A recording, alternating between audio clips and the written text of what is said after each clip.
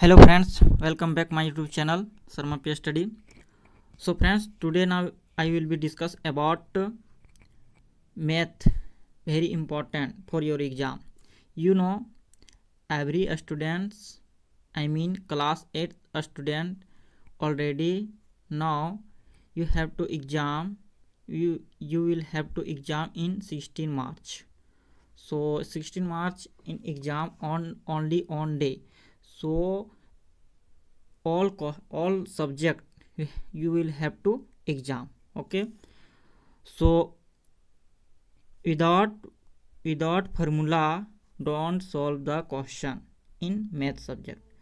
That's why as I speak always you have to remember in on all formula and math.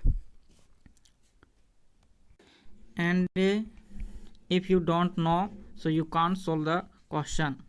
So very important for your exam, and only I'm making this video only for your exam. Okay, so let's start. First of all I will see संवृत्त गुण. सबसे पहले हम लोग देखेंगे संवृत्त गुण.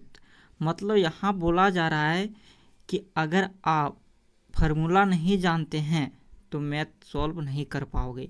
इसलिए सबसे पहले मैथ का जो क्वेश्चन किस टाइप का क्वेश्चन आएगा, उसमें से कौन सा फार्मूला लगेगा, उसी के बारे में आज डिस्कस करेंगे. इसलिए बहुत इम्पोर्टेंट है, क्योंकि मैथ अगर आप फार्मूला नहीं जानते हैं तो मैथ का एनी क्वेश्चन आप सॉल्व नहीं कर सकते. You can't solve any question. Okay, so first देख सकते हैं दिया गया है कि योग का संवृत्त गुण फार्मूला क्या होता है.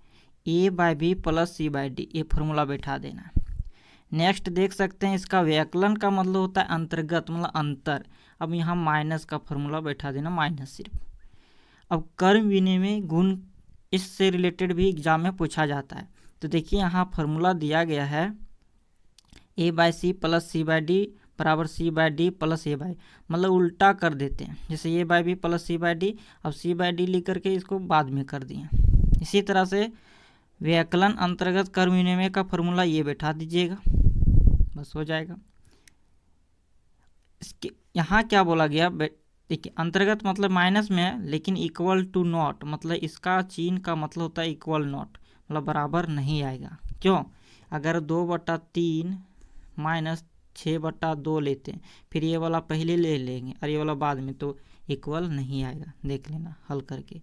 अगला साहचर्य गुण. साहचर्य गुण दो तरीका. योग के साहचर्य यानी फार्मूला यानी प्लस रहेगा. योग का मतलब प्लस होता है, जिसमें से ये प्लस बी प्लस सी, इसको ब्रैकेट में कर दें, ये को बाहर. अब क्या कहें, बी और ये को ब्रैकेट में और सी को बाहर, बस उल्टा कर देते हैं. इस तरह व्याकलन के साहचर्यता होता है a/b - c/d - e/f, इसको ब्रैकेट के अंदर. अब ए इसको ब्रैकेट के अंदर करेंगे और इसको बाहर कर देंगे, बस सिंपल ही. इसी तरह से अयोज तत्समक का होता है फार्मूला a + b + 0 बराबर a/b, इसको जोड़ करेंगे तो ही आएगा. और जोज प्रतिलोम का मतलब होता है अगर ये एक प्लस में लिए और एक माइनस में, तो इसका +1 और -1 बराबर 0 होता है. इसको बोलते हैं जोज प्रतिलोम. अगला है गुणन का संवृत्त. तो ये गुणन का मतलब गुना, a/b × c/d कर देना है. अगला भाग के अंतर्गत संवृत्त गुणधर्म. अब भाग से रिलेटेड आ गया, तो a/b भाग c/d कर देना. जैसे कोई भी अंक 2/3 भाग 6/2. अब इसको बाद में क्या करते हैं आप लोग जानते होंगे कि पलट देते हैं, यानी हर को अंश में ले आते हैं और अंश को हर में ले आते हैं. बस यही कंडीशन होता है. जब पलटते हैं तो उसका चिन्ह चेंज हो जाता है. भाग जो होता है उसको हम गुना में चेंज कर देते हैं. अगला है कर्म विनिमय गुण. अब इससे रिलेटेड फार्मूला कौन सा लगेगा, तो ये फार्मूला लगेगा a/b × c/d = c/d × a/b, अपन भी बोल सकते हैं, कोई दिक्कत नहीं. अब भाग के अंतर्गत कर्म विनिमय का a/b divided c/d equal not, क्या होता है equal not, c/d divided a/b, बस ये रखना है. इसके बाद गुणन का साहचर्यता. अब गुना का मतलब गुणन बोला है तो गुना कर देना है। अब 3 कंडीशन में अगर आएगा 3 2/3 4/5 6/3 इस तरह के अगर आता है तो 3 के नियम के इस तरह से गुना करके बनाएंगे। भाग का साक्षरता ये फार्मूला लगा देना है। इसके बाद गुणात्मक प्रतिलोम पर व्युत्क्रम क्या होता है। देखिए गुणात्मक प्रतिलोम या व्युत्क्रम उसी को कहा जाता है a by b into B by A, मतलब 2/3 को और 3/2 को गुना करें तो ये क्या आएगी, 3 3 कैंसिल 2 2 कैंसिल, तो ये एक मान आता है, तो ये याद रखना है। अगला गुणात्मक तत्समक a by b into a equal a by b होता है। और शून्य का गुणात्मक गुण क्या होता है, a बाय बी इंटू 0 बराबर ये मानी 0। देखिए अगर हम कोई भी संख्या को 0 से गुना करते हैं तो क्या होता है, परिणाम 0 ही आता है, आप जानते हैं। तो ये सारे फार्मूला बहुत इंपॉर्टेंट है, बहुत मेहनत से लिखे हैं इसलिए आपके एग्ज़ाम के लिए, इसलिए आप लोग का एकदम A+50 मार्क्स जो आएगा, हर क्वेश्चन में 50 मार्क्स लाना है, मतलब हर सब्जेक्ट में। परिमेय संख्या निकालने के लिए फार्मूला लगता है क्या, माध्य बराबर a+b/2 बड़ा होना चाहिए b, मतलब कोई भी 1 और 2 के बीच बोलेगा माध्य परिमेय संख्या निकालनी, तो यही फार्मूला लगा देना बस। इसके बाद आगे एक ट्रिक ए बी फार्मूला लगाना है, बस निकल जाएगा। अगला वर्ग जानते हैं कि वर्ग क्या होता है, a², यानी वर्ग का अगर बात करेंगे वर्ग कैसे निकालते हैं, हम जानते हैं कि वर्ग का क्षेत्रफल क्या होता है, भुजा स्क्वायर, यानी 4 गुने भुजा, तो वही होता है भुजा स्क्वायर भुजा स्क्वायर भुजा स्क्वायर, यानी 4 गो भुजा रहेगा, तो 4 गो भुजा रहे तो वही हमें भुजा स्क्वायर करना क्षेत्रफल में। तो ये है क्योंकि लंबाई चौड़ाई होता है, तो ऐसे तरीका भी लंबाई गुने चौड़ाई, लंबाई भी ये है चौड़ाई भी ये है, तो ये गुना करेंगे तो ये स्क्वायर होगा बस। वर्गमूल में रूट अंडर कर देना है, बस रूट स्क्वायर में कर देना, ये स्क्वायर रूट हो गया स्क्वायर रूट। अगला विषम संख्याओं का जोड़ करना है, तो कैसे निकालते हैं, मतलब कोई भी विषम संख्या सबको जोड़ देंगे बराबर n² होता है, मतलब निकालने के लिए सूत्र लगाना कुल संख्या का योग बटा कुल संख्या, मतलब ये कितना संख्या है और मतलब कितना संख्या सबको जोड़ लेना और कितना के ठो है, जैसे 1 3 5 लिए, अब इसको जोड़ेंगे 5 3 8 9 और कितना है 3, इसको काट देंगे तो ये हमारा निकलेगा विषम संख्या का जोड़ निकलेगा, कंडीशन से माध्य निकल जाता है। अगला 3 वर्गों का योग एवं एक वर्ग के रूप में निकालने के लिए फार्मूला लगता है, एक प्राकृत संख्या का स्क्वायर करना, फिर प्लस ठीक अगली प्राकृत संख्या का स्क्वायर, फिर प्लस दोनों का गुणनफल कर देना, फिर इसका स्क्वायर और बराबर तीसरी संख्या +1 का स्क्वायर कर देना, बस ये फार्मूला लगा देना।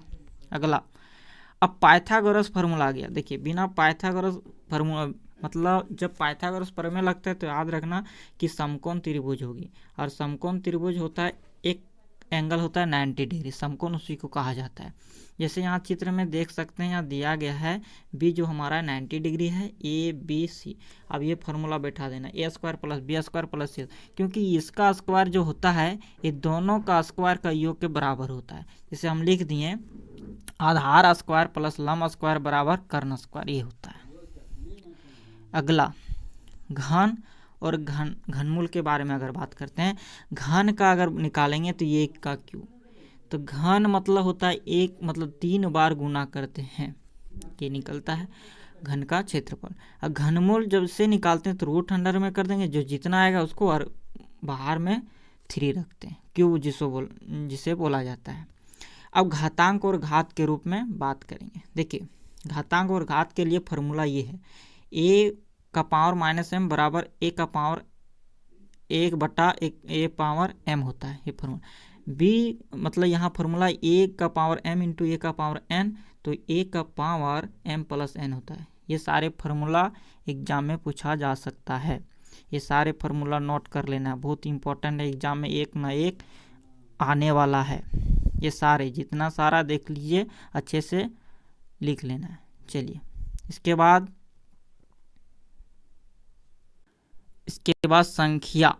संख्या से रिलेटेड कैसे फार्मूला में लिखा, जैसे हम जानते हैं इकाई दहाई सैकड़ा हजार, ये सब तो जानते हैं।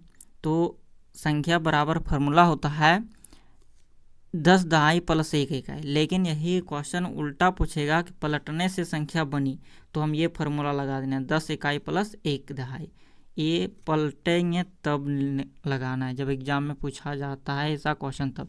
लेकिन संख्या बराबर अगर फार्मूला पूछेगा तो ये होता है फार्मूला, याद रखिएगा। चलिए अगला, क्रिप्टेरिदम का मतलब होता है जैसे इस तरह से रहेगा, हमें इसका मान निकालना। कैसे निकालते हैं? ए दोनों का योग कर दें, क्योंकि जोड़ है, 2 का योग 2 प्लस बी बराबर 9। अब इसका बी का मान निकल जाएगा और वहाँ बैठा देंगे, बी का मान 7 9 हो जाएगा। फिर यहाँ ए का मान 3 प्लस 12, इस तरह से बैठा दीजिएगा, निकल जाएगा। अगला देख सकते हैं बीजीय व्यंजक में सरसमिका के रूप में। देखिए ये हमारा समीकरण है, इसको बोलते हैं अचर, इसको बोलते हैं चर। याद रखना, पूछा जा सकता है एग्जाम में कि इस तरह रहेगा, बोले इनमें से चर क्या है, तो ऑप्शन में रहेगा 2x, इस तरह से ऑप्शन रहेगा, तो सही से देखना है। इसमें से देख सकते हैं एक पद में ये होता है जिसमें कोई प्लस चिन्ह नहीं लगा रहेगा, और द्विपद में प्लस माइनस रहेगा। लेकिन 2 पद में देखिए 1 1 2, तीसरा पद में अगर पूछेगा 3 गो रहेगा, 1 2 3, बीच में जो रहेगा प्लस या माइनस गुना भाग कुछ भी रहेगा। अगला, संख्यात्मक गुणांक क्या होता है? तो संख्यात्मक गुणांक अगर पूछेगा कि बोलेगा 7xy में संख्यात्मक गुणांक क्या है, तो ये हमारा संख्या देखिए 7 है, तो ये हमारा संख्यात्मक गुणांक है, तो 7 है संख्या। इस तरह से एग्जाम में पूछता है। सरसमीकाएं कैसे निकालते हैं? दायां पक्ष बराबर बायां पक्ष बराबर दायां पक्ष के अनुसार। जैसे ये हमारा हो गया बायां पक्ष और ये हमारा हो गया दायां पक्ष। अब ये फार्मूला होता है, ये प्लस बी का होल स्क्वायर, ये सरसमीकाएं हैं, याद कर लेना है। कि इसके बाद आगे देख सकते हैं ये सारे फार्मूला है, बिना फार्मूला का बनेगा नहीं। इसके बाद अगला गुणनखंड। अब गुणनखंड कैसे करते हैं? देखिए अभाज्य संख्या गुणनखंड कैसे? अभाज्य संख्याओं से, अभाज्य संख्या जितना रहेगा उसी से गुणनखंड किया। जैसे आप लोग एलसीएम पढ़े होंगे, जैसे बोलेंगे 56 का निकालिए, तो अभाज्य गुणनखंड के द्वारा ही निकाला जाता है। अगला बात करते हैं, इसके बाद अगला देख सकते हैं सार गुणनखंड। दोनों पक्षों में समान चर या अचर होना चाहिए। सार गुणनखंड मतलब अगर बोलेगा कि 6x और 9 का सार गुणनखंड, तो 6x में 2 गुना 3x, अब 3 गुना 3, तो इसमें से 2 जो मिलेगा दोनों में, उसी को बोलते हैं सार गुणनखंड। अगला राशियों की तुलना के लिए फार्मूला है। देखिए चैप्टर बाय चैप्टर करवा रहा हूँ, चैप्टर बाय चैप्टर फार्मूला सारा लिखा हुआ है, ध्यान दीजिएगा। अब एक एक विधि से निकालते हैं। अगर 5% वृद्धि का अर्थ है रुपये 100 का, समान रुपये 105, वृद्धि का मतलब 100, मतलब परसेंट का मतलब 100 और वृद्धि होगा मतलब 105 मिलेगा। अतः 60 रुपये वाले सामान का नया मूल्य, तो ये फार्मूला बैठा देना, जैसे 105/100, इस तरह से। ये तो फिक्स रहता है, यहाँ हो सकता है चेंज रहेगा, जैसे 10% वृद्धि बोलता तो 110 हो जाता, यार यहाँ 60 रुपये तो यहाँ 65 रुपये, इस तरह से अलग यहाँ पूछा जा सकता है, लेकिन ये समान है। अगला,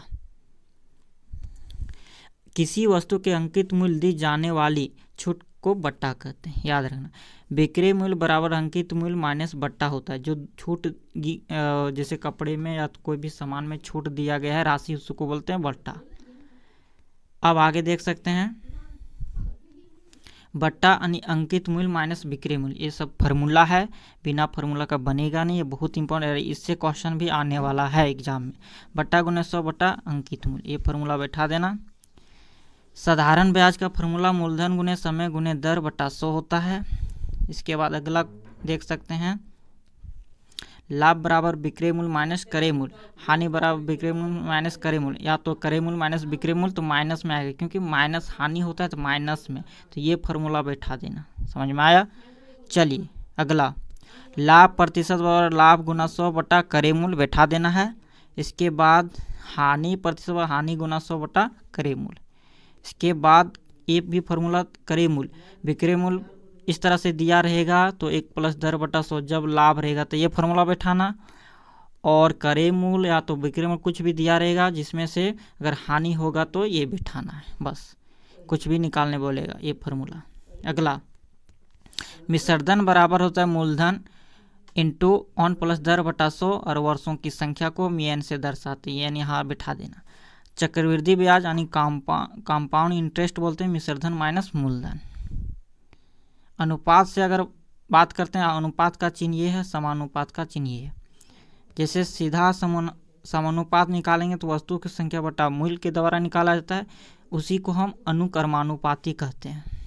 और यहाँ देख सकते हैं जैसे x बटा वाई बराबर के, तो x बराबर के एक्स वाई, क्योंकि बराबर होता है तो बराबर में लेके जाना है अनुपात में। अगला प्रतिलोम अनुपात निकालेंगे तो x बराबर के बटा वाई यानी x proportional one by y, मतलब प्रतिम अनुपात है। अगला मतलब एक्स वाई इक्वल टू एक के का मान, के जो है स्थिरांक होता है। अब चतुर्भुजों के बारे में बात करें, कम से कम एक अंतःकोण डिग्री जो दिया गया 180 डिग्री से ये बड़ा होता है, मतलब 180 डिग्री छोटा होगा। अब देख सकते हैं आगे कि एक बहुभुज की भुजाएं जितनी भी हो उसके बाहरी कोणों का योग होता है 360 डिग्री। याद रखना, कोई भी बहुभुज हो, चतुर्भुज पंचभुज कुछ भी, सब बाहरी कोणों का, अगर बाहरी कोणों का मान निकालेंगे तो 360 डिग्री होता है। अगला, एक जोड़ी भुजा समांतर चतुर्भुज बराबर समलंब चतुर्भुज होता है, मतलब एक जोड़ी भुजा का समांतर चतुर्भुज, उसी को हम समलंब चतुर्भुज भी कह सकते हैं। और समांतर चतुर्भुज के समूह कोण क्या होते हैं, आपस में बराबर होते हैं, याद रखना है। सर्वसमता कसौटी का दो जब त्रिभुज रहेगा तो उसमें से सर्वसमता किस तरह से लिखते हैं, तो याद रखना ए यानी एंगल इसको बोलते हैं, इसको साइड, इसको एंगल, तो angle side angle, side angle side, angle angle side, S यानी साइड साइड साइड। या RHS कब लगाएंगे, जब त्रिभुज समकोण रहेगा तब। और समरूपता कसौटी के लिए ये एस और एस, मतलब कोई भी दोनों त्रिभुज में अगर एंगल दोनों बराबर है तो समझ लेना कि दोनों त्रिभुज समरूपता है। आयत का विकर्ण बराबर होते हैं, याद रखना। अगला, समांतर चतुर्भुज के विकर्ण अलग अलग लंबाई हो सकते हैं, ये सब फॉर्मूला है। वर्ग का क्षेत्रफल भुजा गुने भुजा, वर्ग का परिमाप 4 गुने भुजा, और वर्ग का विकर्ण √2 है इंटू भुजा। इसके बाद आगे है आयत। आयत का क्षेत्रफल लंबाई गुने चौड़ाई, आयत का परिमाप 2 इंटू लंबाई प्लस चौड़ाई, और आयत का विकर्ण √a² प्लस b²। इसके बाद आगे अगला है समांतर चतुर्भुज का क्षेत्रफल निकालना, आधार गुने ऊंचाई, और समांतर चतुर्भुज का परिमाप तो 2 इंटू a प्लस b होता है। इसके बाद अगर सम चतुर्भुज का क्षेत्रफल निकालें तो 1/2 गुने d1 इंटू d2। d1 जो होता है ये होता है विकर्ण, क्योंकि विकर्ण सम चतुर्भुज का विकर्ण जो होता है आपस में बराबर नहीं होता है, इसलिए d1 और d2 के द्वारा से लिखते हैं। समलंब चतुर्भुज का क्षेत्रफल, ये फॉर्मूला याद रखना, 1/2 into h into a plus b। और त्रिभुज का क्षेत्रफल, जब समकोण त्रिभुज का क्षेत्रफल तो ये फॉर्मूला बैठाएंगे, 1/2 गुने आधार गुने ऊंचाई। और त्रिभुज का क्षेत्रफल कब, जब भुजा रहेगा तब, जैसे भुजा अगर दिया हुआ रहेगा तीनों भुजा और उसका क्षेत्रफल निकालने बोलेगा तो ये हमें हीरोन सूत्र का फॉर्मूला बैठा देना है। और त्रिभुज का परिमाप मतलब तीनों भुजा का योग कर देना, बस हो जाएगा त्रिभुज का परिमाप। और आयलर सूत्र का अगर बात करेंगे तो फॉर्मूला ये रखना, देखिए ऑप्शन में अगर ये रहेगा तो ये भी करेक्ट है और ये रहेगा तो ये भी करेक्ट है, ध्यान देना है। अगला है वृत्त का क्षेत्रफल πr² और अर्धवृत्त का क्षेत्रफल बटा 2 कर देना। वृत्त की परिधि को परिमाप ही बोलते हैं और इसका होता है 2πr। घन जो होता है, देखिए घन का कुल पृष्ठीय क्षेत्रफल 6l² और घन का पार्श्व पृष्ठीय क्षेत्रफल 4l²। और घनाभ अगर बात करेंगे तो ये घनाभ का कुल पृष्ठीय क्षेत्रफल 2 into LB plus BH plus HL, और घनाभ का पार्श्व पृष्ठीय क्षेत्रफल अगर बात करेंगे तो 2 into L plus B into H होता है। बेलन से रिलेटेड, बेलन का वक्र पृष्ठीय क्षेत्रफल 2πrh और बेलन का संपूर्ण पृष्ठीय क्षेत्रफल निकालेगा तो 2πr into h plus r, और बेलन का आयतन πr²h, और पाई का मान 2 होता है, अगर जो रहेगा वही बैठाना, अगर 22/7 या 3.14 कोई भी बैठा देना, या एग्जाम में ये रहेगा तो यही बैठाना, नहीं तो यही बैठाना, कोई दिक्कत नहीं, जो वहाँ दिया रहेगा तो जो दिया रहेगा वही बैठाना है। चलिए अगला देख सकते हैं परिसर कैसे निकालेंगे। परिसर निकालना है तो उच्चतम परिच्छनों माइनस न्यूनतम परिसर, मतलब परिसर निकालने की सबसे बड़ी संख्या और छोटी संख्या निकाल देना, वो परिसर निकलेगा। अब आगे देख सकते हैं वर्ग परिमाप। अगर वर्ग माप निकालेंगे तो उच्च वर्ग सीमा और निम्न वर्ग सीमा, वर्ग मतलब जो बड़ा रहेगा उससे छोटा वाला माइनस करें। वर्ग चिन्ह अगर बात करेंगे, निम्न वर्ग सीमा प्लस उच्च वर्ग सीमा बटा 2 भाग लगा देना, बस हो जाएगा। और बहुलक सबसे ज़्यादा बार आने वाला संख्या होता है बहुलक। अगर 2 5 6 6 6 6 इस तरह तो यही बोलेगा इनमें से बहुलक क्या है, 6, क्योंकि 6 4 बार पूछा गया। अवृत्त आलेख को पाई चार्ट भी कहते हैं। ये सारे क्वेश्चन है, अगर बात करें क्लास 8 से भी रिलेटेड है, या तो जो अदर क्लास में पढ़ रहे हैं उसके लिए भी बहुत महत्वपूर्ण है, क्योंकि ये फार्मूला किसी क्लास से रिलेटेड नहीं होता है, क्योंकि एग्जाम में कोई तरह से क्वेश्चन पूछ सकता है, इसलिए सभी क्लास के लिए बहुत इंपॉर्टेंट है, लेकिन खासकर जो एग्ज़ाम 8 क्लास स्टूडेंट देने वाले हैं उसके लिए बहुत इंपॉर्टेंट है। ठीक है, सारे फार्मूला को याद करना, लिख लेना, रट लेना और एग्ज़ाम में अच्छे से नंबर लाना है। आई होप आप लोग समझ गए होंगे, और चैनल को सब्सक्राइब कीजिए, शेयर कीजिए और लाइक कीजिए, कमेंट भी कर सकते हैं। ठीक है, मिलेंगे नेक्स्ट वीडियो में, तब तक अपना ध्यान रखिए। जय हिंद, वंदे मातरम।